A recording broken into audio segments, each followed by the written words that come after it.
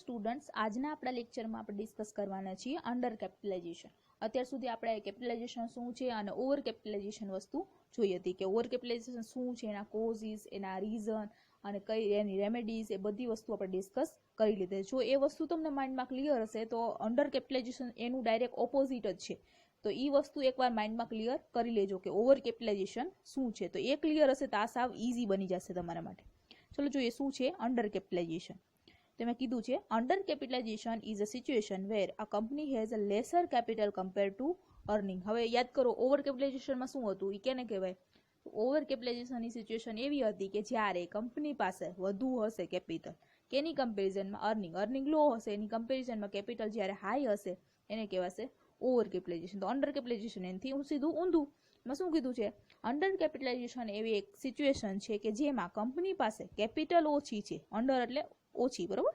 Capital ઓછી છે એની earning કરતા કેપિટલ ઓછી છે એને કહેવાશે under capitalisation. This situation is totally opposite two over capitalisation. કીધું કે ઓવર કેપિટલાઇઝેશનનું ડાયરેક્ટ સીધું ઓપોઝિટ તમે કરો તો તમને આ સિચ્યુએશન મળે. Under this situation its earning of profit is very high against to total capital invest in the business. બિઝનેસમાં તમે જે કેપિટલ ઇન્વેસ્ટ કરી છે એની કમ્પેરિઝનમાં તમને પ્રોફિટ હાઈ મળે છે. તો બરોબર, ઓલામાં લો મળતું પણ આમાં હાઈ મળે છે. This situation is also not favourable. હવે આપણે એમ થાય કે આ સિચ્યુએશન પણ ફેવરેબલ નથી. નહીં, આ સિચ્યુએશન પણ કંપની માટે ફેવરેબલ નથી. તમે જે કેપિટલ ઇન્વેસ્ટ કરો છો એની કમ્પેરમાં તમને હાઈ પ્રોફિટ મળે છે પણ કેપિટલ તમે ઓછી ઇન્વેસ્ટ કરી છે. તમે ધારો તો વધુ પણ ઇન્વેસ્ટ કરી શકો અને વધુ રિટર્ન મેળવી શકો છો, બરોબર? This situation also not favourable because શું કામ? It indicate that if company work with more capital, જો કંપની વધુ કેપિટલ લઈ આવે તો it will earn more profit, બરોબર? અંડર કેપિટલાઇઝેશન શું? તમે કેપિટલ જ ઓછી ઇન્વેસ્ટ કરી તોય તમને આટલું રિટર્ન મળે. તો ધારો કે તમે પ્રોપર ઇન્વેસ્ટ કર્યું, હજી થોડીક વધુ ઇન્વેસ્ટ કરી તો કેટલું રિટર્ન મળે, બરોબર ને? એટલે આ વસ્તુ પણ સારી છે નહીં કે ઓછી કેપિટલ ઇન્વેસ્ટ કરીને તમને જાજુ રિટર્ન મળે છે તો તમારે હજી કેપિટલ નાખવી જોઈએ બિઝનેસ, તો તમને હજી વધુ ઇન્ટરેસ્ટ મળી શકે છે. ઓકે, કંપની મે સફર shortage of finance specially for the purpose of expansion, બરોબર? અંડર કેપિટલાઇઝેશનમાં શું છે? કેપિટલ તમારી પાસે ઓછી છે એટલે ઓછી હોય તો તમને શોર્ટેજ થશે ફાઇનાન્સની શોર્ટેજ થશે ને તમારે એક્સપાન્શન કરવું હોય છે કોઈ વસ્તુનું બિઝનેસનું તો એ તમે કરી શકશો નહીં. એટલે આ વસ્તુ એવી રીતે અનફેવરેબલ છે બિઝનેસ. રેડી? ક્લિયર? હવે સિમ્પટમ્સ ઓફ અંડર કેપિટલાઇઝેશન. બધું ઓવર કેપિટલાઇઝેશનની ઓપોઝિટ જ લખવાનું છે, બરોબર? શું કીધું છે એમાં? Following are the symptoms of under capitalise company. પેલું શું કીધું છે? Company has comparatively higher earning per share. ઓલામાં પેલું સિમ્પટમ શું હતું કે લોઅર અર્નિંગ પર શેર હતી, જ્યારે આમાં લખવાનું છે higher earning per share. Second શું કીધું છે? Capital invested in the business is lower against its earning, બરોબર? કે કંપનીએ છે કેપિટલ છે એ લોઅર ઇન્વેસ્ટ કરી છે. Capital invest in business is lower against is earning, અને અર્નિંગ છે એ હાઈ છે. હવે થર્ડ પોઈન્ટ શું કીધું છે? હવે થર્ડ પોઈન્ટમાં એક અહીંયા ચેન્જીસ કરી નાખજો, અહીંયા લેસર રાખવાનું છે, બરોબર? લેસર કઈ રીતે હું સમજાવું તો expected rate of return of company is lesser than is actual rate of return, બરોબર?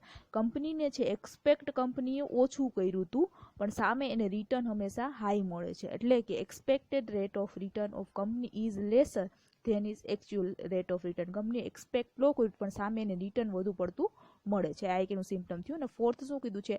Real value of the share of the company is greater than its book value. Real value એટલે માર્કેટમાં જે કંપનીની વેલ્યુ છે, શેરની value છે એ greater છે, એ વધુ છે કેના કરતા? બુક વેલ્યુ કરતા. Okay, company have more written earning. Company પાસે વધુ ને વધુ રિટેન અર્નિંગ છે, ઓલામાં ઓછું હતું. Dividend pay out ratio is લો, ઓલામાં વધુ હતું. એટલે બધી વસ્તુ ઓલાની ઓપોઝિટ જ લખવાની છે, બીજું કંઈ કરવાનું છે નહીં. અને કોઝિસ ઓફ, હવે જોઈએ કયા કયા કારણોને લીધે અંડર કેપિટલાઇઝેશન થઈ જાય. તો ઓલામાં શું લખ્યું હતું આપણે? પહેલો પોઈન્ટ શું હતું? Establish during inflation period. આમાં લખવાનું establish during depression period. Inflation એટલે ફુગાવાના લીધે, હવે મંદીમાં તમારું બિઝનેસ થપાણો હોય તો તમારું અંડર કેપિટલાઇઝ થઈ જાય.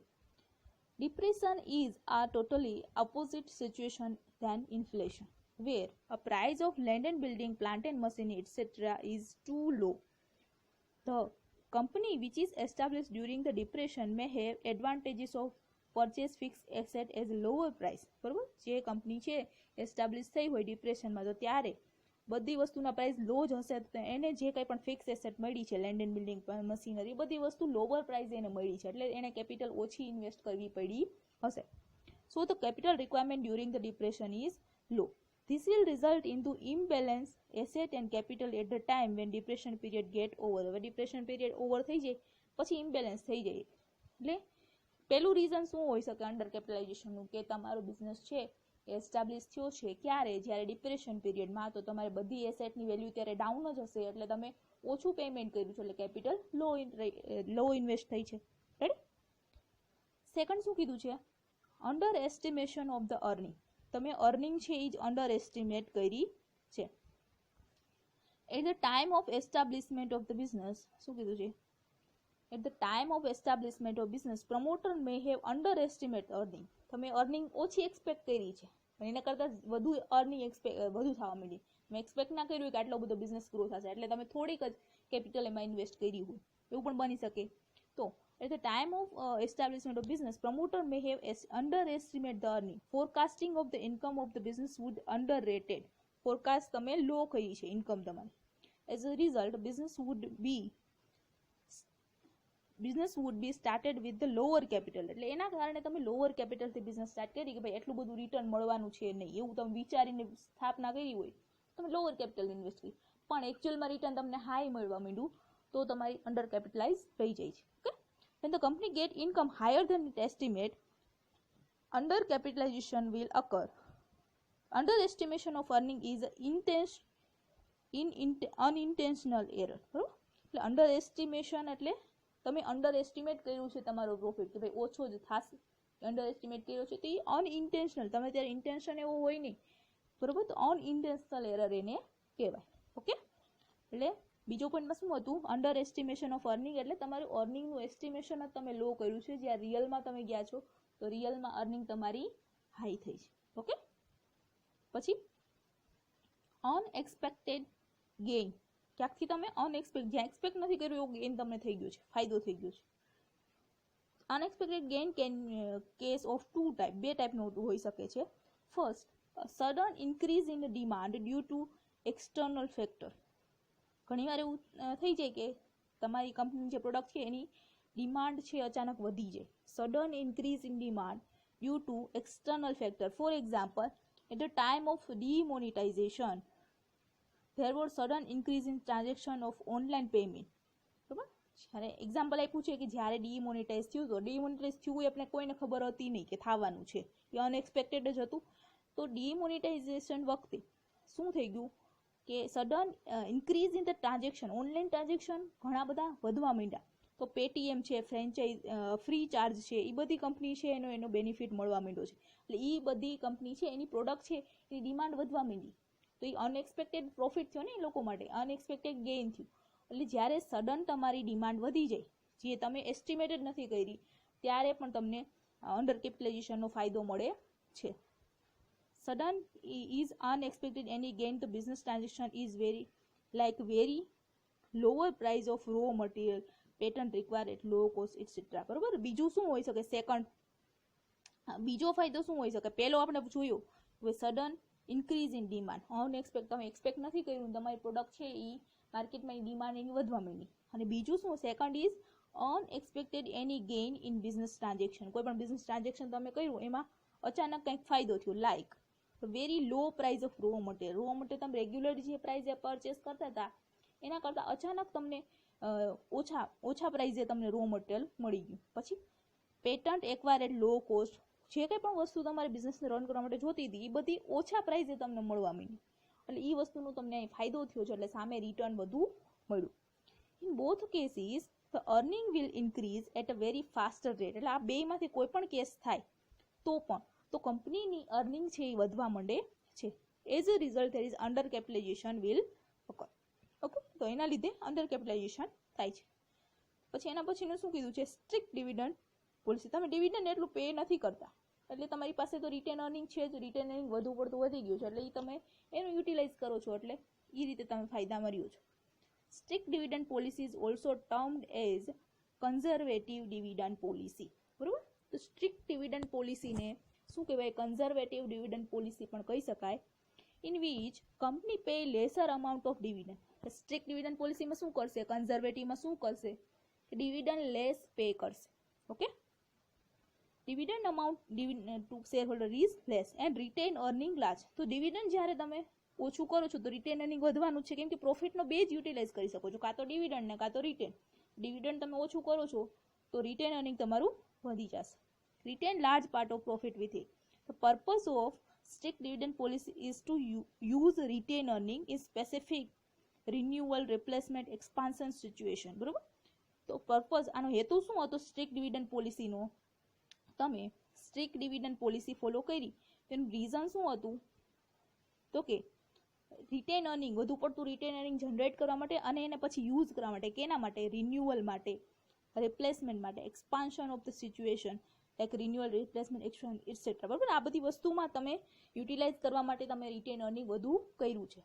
Written earning has lower cost as compare to other source. હવે રિટેન અર્નિંગ આપણે પહેલા પણ ડિસ્કસ કર્યું છે, જ્યારે તમે એઝ અ રિઝર્વ તમે પ્રોફિટ રાખો છો તો એના પર તમારે કંઈ ડિવિડન્ડ પે નથી કરવાનું, ઇન્ટરેસ્ટ પે નથી કરવાનું. એટલે એ વસ્તુ છે, એ સોર્સિસ છે, એ હંમેશા એની કોસ્ટ કંઈ હોતી જ નથી, લોઅર કોસ્ટ હોય છે બીજાની કમ્પેરિઝન. બરોબર, તમે લિક્વિડિટી શેર કે ડેપથી તમે પૈસા લઈ આવો કોઈ વસ્તુ, તો એના બધામાં તમારે કંઈક ઇન્ટરેસ્ટ કે ડિવિડન્ડ પે કરવું પડે. પણ રિટેન અર્નિંગ તમે રાખો એઝ અ રિઝર્વ, તમે રાખો છો પ્રોફિટ, તેમાં કાંઈ તમારે પે કરવાનું થતું નથી. Consequently the profit will be higher against the capital. એટલે એના પરિણામે તમારું પ્રોફિટ છે એ હાઈ થશે. તો આમાં આપણે એ ડિસ્કસ કર્યું, સ્ટ્રિક્ટ ડિવિડન્ડ પોલિસી મીન્સ કે તમે ડિવિડન્ડ ઓછું પે કરો છો અને વધુ પડતું પ્રોફિટ રિટેન અર્નિંગ તરીકે રાખો છો અને રિટેન અર્નિંગનો જ તમે યુટિલાઇઝ કરો છો, તો તમારી છે અંડર કેપિટલાઇઝેશન સિચ્યુએશન જનરેટ થશે. ઓકે, પછી એના પછી under value business taken over. બરાબર, હવે આમ તમે બિઝનેસ એવો ટેકન ઓવર કર્યો છે જે અંડર વેલ્યુડ છે. જોઈએ, over value merger will result into under capitalization. Over value merger will result into same way under value business will taken over will result into under capitalization. બરાબર, જો over value નો merger તમે કરો, merger એટલે જોડવું, બે company છે જે over value વાળી છે અને ઈ જ્યારે જોડાય છે ત્યારે ઓવર કેપિટલાઇઝેશન થાય. એવી જ રીતે જ્યારે અંડર વેલ્યુ વાળી બે કંપની જોડાય છે તો અંડર કેપિટલાઇઝેશન થશે. This will occur when a company acquire any sick unit કે જે યુનિટ છે એટલું ચાલતું જ નથી, બરોબર, જેમાં ઓછી જ કેપિટલ ઇન્વેસ્ટેડ છે, or purchase any asset of sick unit. કોઈ સિક યુનિટ છે જે એટલું અર્નિંગ નથી કરતું, લોસમાં જાય છે, તો એ તમે પરચેઝ કરી લો તો એમાં એટલું ઇન્વેસ્ટમેન્ટ હશે જ નહીં. તો એના લીધે તમારી એવું બિઝનેસ તમે પરચેઝ જ્યારે કરો જેની વેલ્યુ અંડર છે તો એ અંડર કેપિટલાઇઝ થશે તમારી. રેડી, ક્લિયર થઈ ગયું?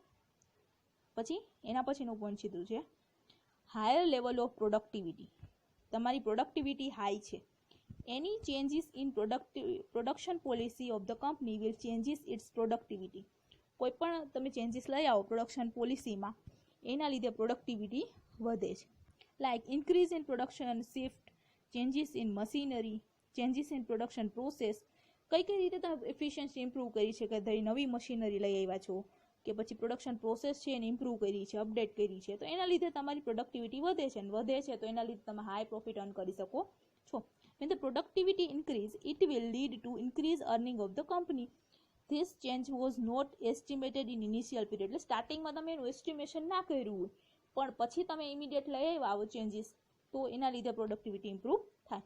That's why under capitalisation is created. આ બધા કારણો આપણે જોયા કે જેના લીધે કંપની છે એ અંડર કેપિટલાઇઝ થાય છે. Ready, clear? હવે પછી આપણે ઇફેક્ટ્સ ને બધું નેક્સ્ટ વિડીયોમાં આપણે કન્સિડર કરશું. Okay, thank you.